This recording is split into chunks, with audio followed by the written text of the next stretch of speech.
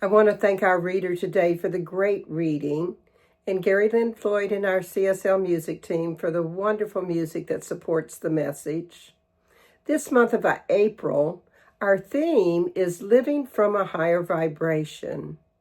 And today, we're concluding our month by exploring planting seeds of peace. So we look at the garden of consciousness. What if your mind, your heart, your life truly was a garden? Not metaphorically, but spiritually. And every thought, every belief, every action was a seed. You know, last week we learned that our thoughts are prayers, and Ernest Holmes also reminds us what we think, we become. So the question becomes, what are you planting? Because whether we realize it or not, we are always planting something. And as you ponder that, let me give you your question for the week. What is the one choice you might make today to embrace positive thinking and high energy patterns, to have a lighter footprint on the planet, and to remember to be the light in the world that you are? One more time. What is the one choice you might make today to embrace positive thinking and high energy patterns, to have a lighter footprint on the planet, and to remember to be the light in the world that you are? So I want to talk about embracing positive thinking and high energy patterns. And I want to clear up something right away. Positive thinking is not pretending everything is fine. It's choosing what you energize. A Course in Miracles teaches us, I could see peace instead of this. Now that's not denial, it's actually power. It's saying, I'm not going to let the outward appearances determine my inner state. So rather than reacting to life, you're creating your experience of it. High energy patterns like love and gratitude and joy are not fluffy ideas. They truly are creative forces. Ernest Holmes said,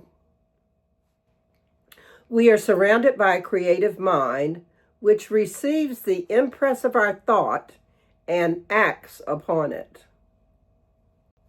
It acts upon it. So when we dwell in fear, we plant fear. And when we dwell in peace, we plant peace. So let's take a look at a spiritual practice that's going to help us stay on the peace side with our thoughts.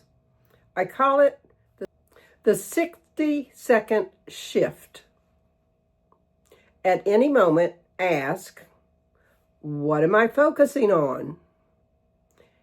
Is this planting peace or planting chaos? And then gently shift. One grateful thought, one loving perspective, one peaceful breath. That's how transformation begins. So play along with me for just a minute here as we take a pause for peace. Think of something stressful. Yes, I did say stressful. And now ask yourself, what would peace say about this? Is it possible for you to shift to more peace? Perhaps let that stressful event go and let God handle it for a little while. It's a great way to find more peace. Remember that Science of Mind reminds us that prayer is not about begging. It's an alignment of our thoughts with the truth. Christian Sorensen said, prayer is the art of consciously entering into the presence of God. Consciously entering into the presence of God. So we line our thoughts with truth by not praying like, God, please give me peace. Rather, prayer is who we are. So our prayer should look something like, oh, God, I recognize peace is already here. There was a woman who prayed daily for peace. God, please just bring peace to the world. Years passed, nothing seemed to change. And one day, in deep stillness, she heard this: be the peace you're asking for. So she began. She was speaking more kindly, listening more deeply, reacting less. And slowly, she noticed that her family changed, her relationships changed. And one day she realized the world had changed because she had. We have the power within us to tap into all of the God qualities that exist, because they all lie within us, waiting to be awakened. And when we remember to be still and know that peace lies within us, our world becomes a lot more peaceful. Imagine that. And you know, peace is not just internal. It's also expressed. And that's why I want to talk about placing a lighter footprint on the planet. Peace really is about how we live, what we consume, what we waste, how fast we move, what we support. All of that matters. Lao Tzu told us, nature does not hurry, yet everything is accomplished. And peaceful living asks this question: am I aligned with life or rushing past it? Am I aligned with life or rushing past it? What if peace included slowing down and consuming less and being more intentional? You know, a lighter footprint is not about guilt. It's not about somebody guilting you to do something. It's about alignment.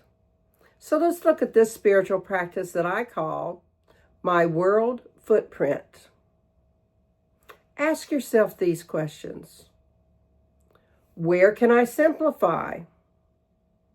What habits no longer serve the greater good?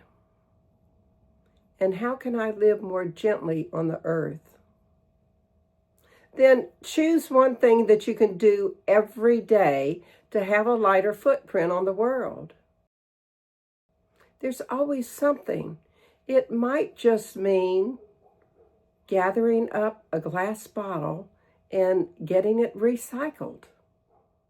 When we're aligned with our life, we naturally waste less and appreciate more and harm less. And we can all find ways to change our habits so to have a lighter footprint on the planet. And I invite you to gently remind your children and your grandchildren to do the same. So start saving those glass bottles and recycling them at those places that make sand so that they can put it into sandbags. It's one little thing, and it teaches the children that we can recycle and have it be quite effective and helpful. There was a small candle, and it once complained, "I'm too small to make a difference." Then one day during a storm, the power went out in the entire village. And that little candle became everything. People gathered around it, they shared stories, they found comfort in being together. And the candle realized, I was never too small. I was simply waiting to be used. And like that candle, you are the light of the world. Not someday, and not when you improve, and not when you become perfect, right now. Your job is not to fix the world, it's to illuminate it with your light. Being the light of the world can sound poetic, but if it stays abstract, it doesn't change much. The real work is making it practical, embedding it, and making sure it's visible in everyday life. Light isn't something you turn on occasionally. It's something you allow to express through you consistently. You know, the Bible says you are the light of the world. And A Course in Miracles reminds us your only function is to be the light of the world. Now that's a bold claim. We're the light of the world? And what it means is your purpose isn't primarily fixing people or controlling outcomes or even getting everything right. Your primary purpose is revealing truth through how you show up on this planet. You know, life does essentially three things. It illuminates, it guides, and it warms. So for us to be a light in the world, it means we should illuminate. We should bring awareness to ourselves and others about living an enlightened life. And it means we should guide. We should offer direction without forcing others to accept it, by the way. And we should warm. So become compassionate in all situations. Here's a few examples. And I'm going to give you examples by telling you a few stories. There was a man who walked into a business meeting, and it was very tense. He didn't preach, he didn't interrupt. He simply remained calm. He listened to what was going on, and he spoke gently. And the entire room softened. Later, someone asked, "What did you do?" And his answer, "I just refused to add more darkness." That man became awareness in the tension and helped dissipate it. And then there was that young boy who stood by a lake, and he was angry about something that had happened to him. And an elderly man approached him and noticed that he was really angry. So he handed him a paddle. And he said to the boy, "Throw it." Well, the boy threw it really hard into the water, and ripples spread across the lake. And the elderly man said, "That's what anger does." And then the elderly man handed him another paddle, and he said, "This time, throw it with love." The boy paused, he softened, and he gently dropped it in the lake. The ripples spread, but they were soft and peaceful. And the elderly man smiled and he said, "Every thought, every word, every action creates a ripple. The question is not if you affect the world. The question is, what kind of ripples are you sending?" You know, the man showed that young boy through gentle guidance how to handle his anger and how to be a light. So choose to be a light today. Choose to be the light that you are meant to be. And shine your own light. Don't hide it. There was also a woman who lived in a small town, and she was known as the gardener. She never preached. She never corrected. She never argued. And yet everywhere she went, things seemed to change. She would smile at strangers. She would pick up litter without being asked. And she always spoke gently, even when others were harsh. And people began to notice.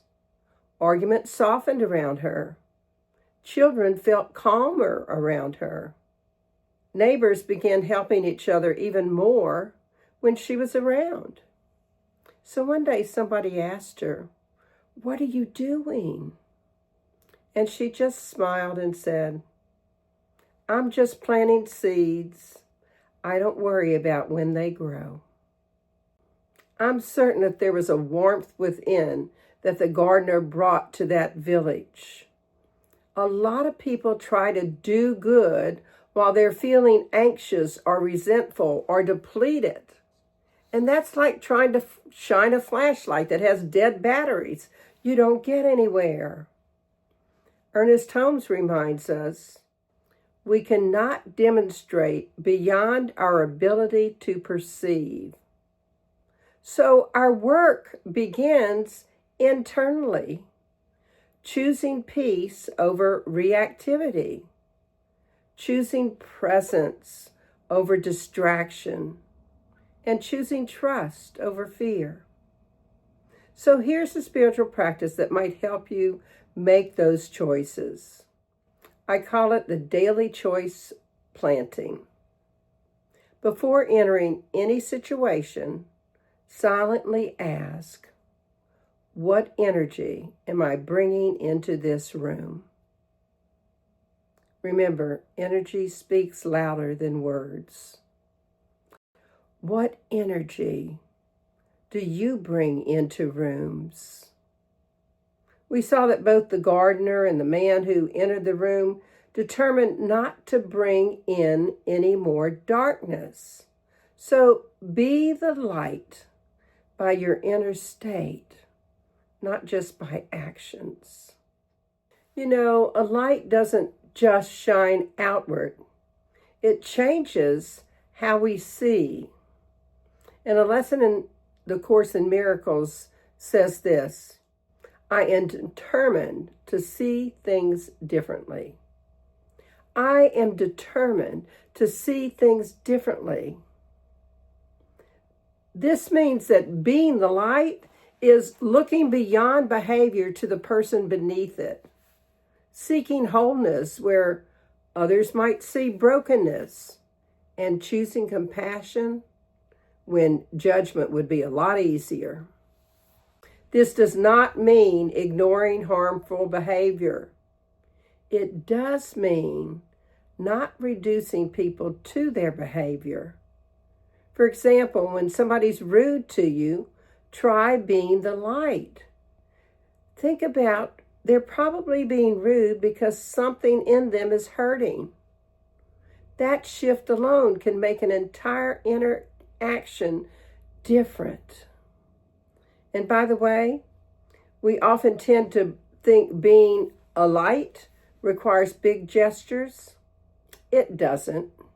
You can be a light in the way you greet somebody, in the patience you show in traffic, in the tone of your voice, and in the willingness to listen. The Dalai Lama reminds us, be kind whenever possible. It is always possible. Light is rarely dramatic, and it is always consistent. So be the light in small, ordinary moments. And we can also be the light by not reacting. Anybody can be peaceful when life is easy. Light is revealed when you're triggered or you're tired or when things aren't going the way you expect it. That's a big one for me when my expectations don't get met. How about you? Can you be the light when life is not easy? Think about that. So here's where real spiritual maturity shows up. When we can actually be the light when life seems hard or when we're tired or when our expectations aren't met. So here's a spiritual practice to help you be the light. I call it regulating my light. Before reacting, pause, breathe, and choose your response. The pause is where light enters. When you're living in alignment with who you are and all of who you know that you can be, your life itself becomes the message. If you speak love but you live in chaos, people feel the inconsistency. If you speak peace but act in judgment, people are going to notice. Actions do indeed speak louder than words. And when your life aligns, your actual presence becomes calming. Your words carry weight, and your actions inspire others without force. There's a Buddhist teaching that reminds us thousands of candles can be lit from a single candle. You don't lose anything by shining your light. You multiply the light. And this doesn't mean you have to live as a monk. You can be the light by lightening your impact. Bringing light also means living lightly. Peace isn't just emotional. It's ecological, relational, energetic. So you're the light when you consume consciously, or when you speak thoughtfully, or when you move through the world gently. Now, Sue teaches the soft overcomes the hard. Life isn't forceful. It's powerfully gentle. So be gentle with yourselves and others. And one way to finally be the light is by letting go of perfection. This one is extremely important because I think most of us are far too hard on ourselves. So be gentle with yourself, and remember, you don't have to be perfect to be loved and to spread your light. A lot of people dim their light because they think, I have to get everything right first. It's not true. Light does not require perfection. It requires a willingness. We all have bad days. We all lose our patience. We all fall back into old patterns, no matter how hard we try to let them go. Being the light is in how quickly you return from those bad days or times of judging or impatience. A traveler was carrying a cracked lantern. It was just a small crack. He worried it wasn't good enough, but at night, the crack allowed light to spill out in all directions, illuminating more of the path than a perfect lantern would have. Sometimes your imperfections are exactly how your light reaches others. So let's look at a spiritual practice that might help you plant seeds of peace and let your own light shine. I call it the light practice. Each morning, ask yourself these questions. Where can I bring peace today? Who might need kindness today? How can I show up as light today? And then each evening, reflect using these questions. Where did I shine? Where can I choose again tomorrow? You see, you don't have to be perfect. You can always choose again the next day. And just shine as best you can. And before I end, I want to give you one final practice that I love to do and that truly fits into our message today. Daily seed planting. Each morning, choose 3 God qualities to practice throughout the day. We remember that thoughts are seeds. What you think you plant, and what you feel you grow. And then at least 3 times a day, pause and see if you're living from the God qualities that you chose. For example, suppose you chose joy, kindness, and peace. Notice if you've been letting your light shine by spreading joy and kindness and peace thus far. And if not, amp up your effort for the rest of the day. We can always come back. And just to help you with those God qualities, you can download a handout of God qualities from A to Z and choose different ones to practice either daily or weekly or monthly. So as I close, remember this. Being the light doesn't mean you light up the whole world at once. It means you light up the space you are in. And when enough of us do that, the world changes and more light illuminates the darkness that we can see in the world.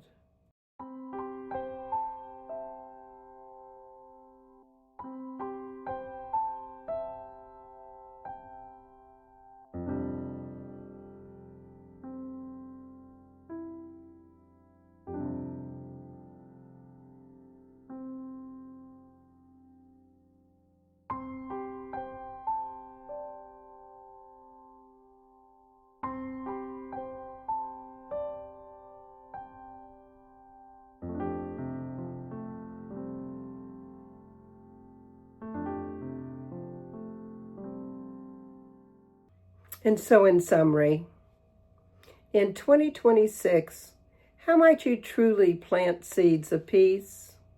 Well, embrace positive thinking and high energy patterns. Make peace your inner state choice. And notice your focus in what you're planting. Have a lighter footprint on the planet. Find ways you can waste less and consume less. And align your habits with the greater good. And of course, be the light in the world that you are. Throw your pebble in the water with love and compassion. Plant seeds of kindness and peace and know that they're going to grow. And be aware that your thoughts plant seeds, so think peace and calm. So here's your affirmation for the week. How is it I so willingly, energetically, and effortlessly embrace positive thinking and high energy patterns, have a lighter footprint on the planet, and remember to be the light in the world that I am? And your challenge for the week? Take time each day this week to ask yourself, what am I planting today?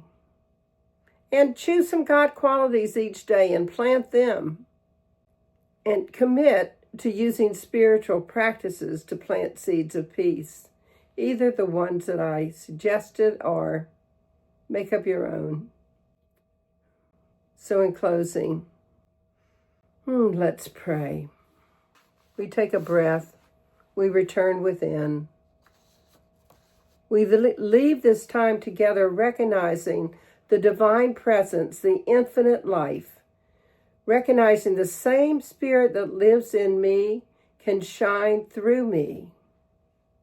I celebrate the seeds of peace that are planted, knowing they are growing and making each of us more aware of our planet footprint. I remember that I am not separate from the divine, but an expression of it, and peace lives in me, awaiting my activation of it. And as that's true for me, I know it's true for each of us. I know that each person here heard something in this time we spent together, which is allowing them to shine their light and plant seeds of peace right where they are. I know our inner gardens are full of light and beauty and are welcoming everyone to enter. The divine presence lives within me and walks beside me always. I see each of us being the embodiment of divine love, the love that guides our steps with the wisdom and fills our days with gentleness and vision. I see each of us rooted in peace and lifted by love, choosing today to shine our light. And as we choose to shine our light, we know that all that we are and all that we might become is love. So may the tapestry of our lives continue to unfold in beauty, purpose, and love. And may we each allow our lights to shine right now. I'm grateful for each person who chose to spend some time with us today.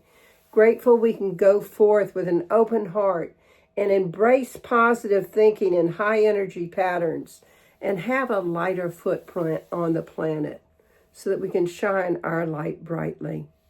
So it's from gratitude and with joy, bliss, and blessings that I release this and give thanks for the peace that already exists. I trust this word, I release it into the law, and I let it be, knowing it's already done, so I can say amen, and we can affirm it together. And so it is. I want to thank everyone who continues to support our center. We love seeing those checks come in the mail or through Venmo, and it's helping us to pay for our expenses and pay for the new computer and the software that we need in order to continue to create these messages every Sunday. So thank you very much and enjoy our offertory song.